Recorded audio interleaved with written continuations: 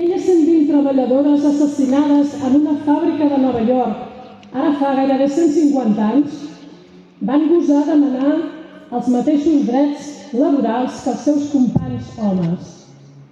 Avui, a Catalunya, segons l'Observatori de la Igualtat de Gènere, òrgan adscrit a l'Institut Català de les Dones, el salari brut anual és inferior per a les dones respecte dels homes en tots els tipus d'ocupacions. De mitjana, les dones perceben gairebé 6.000 euros bruts menys que els homes per fer la mateixa feina. Per anivellar aquestes i altres desigualtats, com ja estan fent a Torredembarra, cal treballar en els plans d'igualtat, elaborar-los en empreses i en administracions públiques, fer diagnosis i implementar mesures correctores.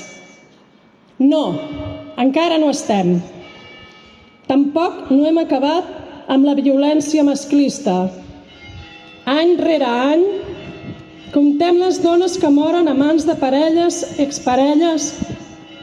Cal estar atents, vigilar, preveure, denunciar. Tenim eines per ajudar aquestes dones a detectar el maltractament i acompanyar-les.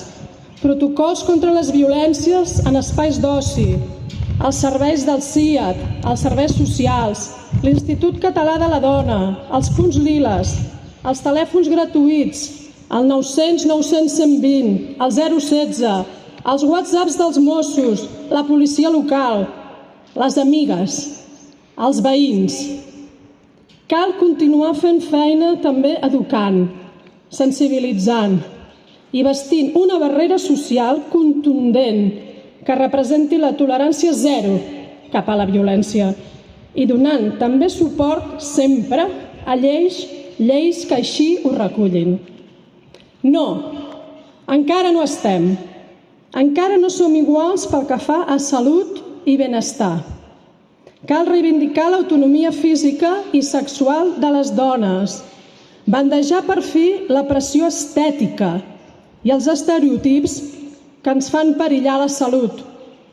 En una normalitat, les dones no haurien de sentir constantment com es comenten, valoren i jutgen els seus cossos.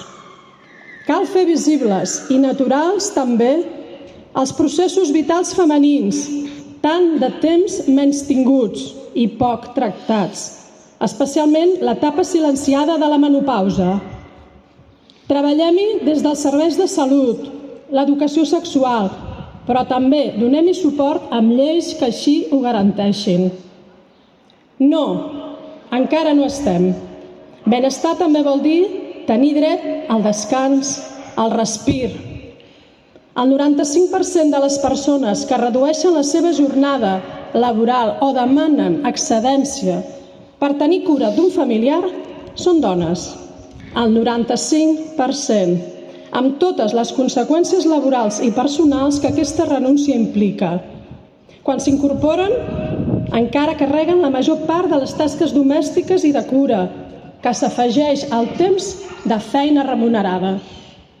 La càrrega total acumulada no és gens visible ni reconeguda. Cal apostar perquè les dones puguin tenir espais de respir reals, d'autocura, i per tant hem de ser capaços de gestionar el temps de manera més igualitària, també. Treballem en projectes com els punts Koala, per exemple, per contribuir una mica a corregir aquesta altra desigualtat. No estem encara, no. Encara hi hem de treballar molt, tots junts, governs, centres educatius, el món de la cultura, l'esport, el lleure, la sanitat, les entitats. Totes i cadascuna de les organitzacions, cada persona vinculada al nostre poble.